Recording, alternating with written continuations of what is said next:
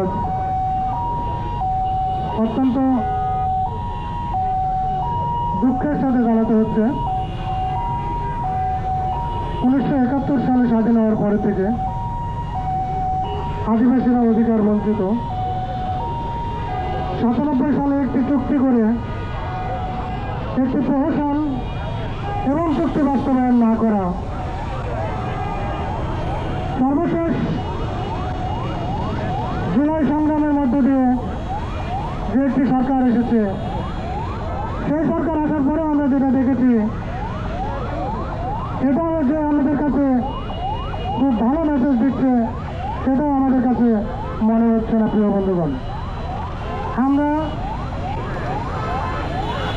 আশাবাদী হতে চাই বাংলাদেশে যারা আমরা আদিবাসীরা বসবাস করি, পাহাড়ে যে আগুন জ্বলছে, পাহাড়ে যে আমাদের ভাইদের হত্যা করা হচ্ছে, এর তীব্র নিন্দা ও প্রতিবাদ জানাচ্ছি।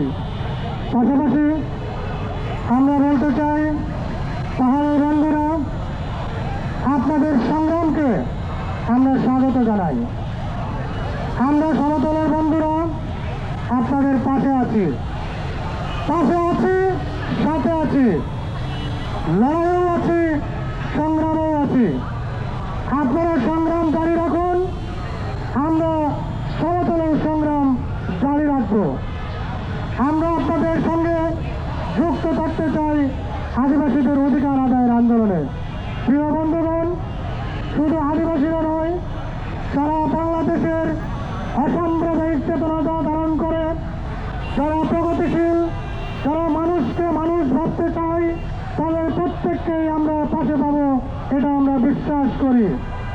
কাজেই আমরা এটা বলতে চাই, একজন বাড়ি দিয়েছিলেন এমএল লার্মা, তিনি বলেছিলেন যে জাতি সংগ্রাম করতে পারে না সে জাতির বেঁচে থাকার অধিকার নাই।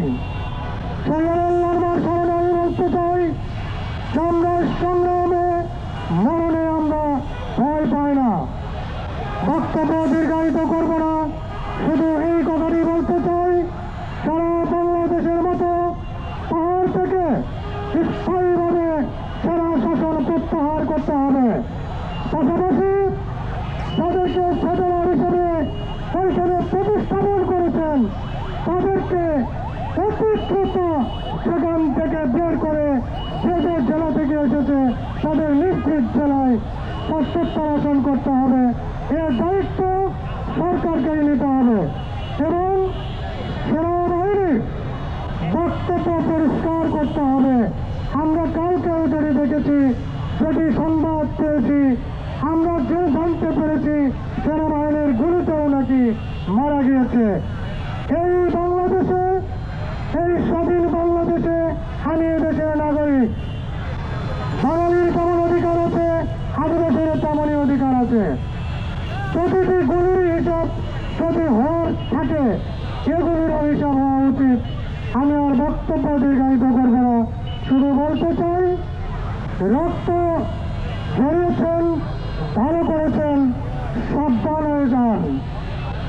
রক্ত যদি একবার গড়তে থাকে, সংগ্রাম যদি একবার জেগে ওঠে, এই রক্ত কিন্তু বিজয় না আসা পর্যন্ত সে গড়া কিন্তু থামে না।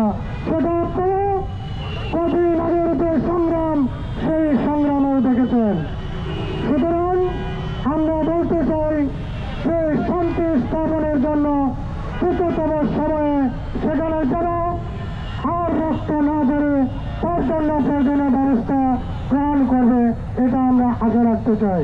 পরিশেষে বলতে চাই, আমরা জানতে পেরেছি এখান থেকে উপদেষ্টা মণ্ডলীর সদস্যরা আজকে গিয়েছেন। আমরা আশাবাদী হতে চাই ওনারা বিষয়গুলোকে পর্যালোচনা করে যারা এর জন্য দোষী, যাদেরকে আমরা বিভিন্ন মিডিয়াতে দেখেছি, বিভিন্ন মাধ্যমে আমরা যাদের ছবিগুলো দেখেছি, যে ঘটনাগুলো দেখেছি, সেগুলোকে সুস্থভাবে তদন্ত করে পূর্ণাঙ্গ বিচারের দাবি রেখে আমি আমার বক্তব্য শেষ করছি। সবাইকে ধন্যবাদ।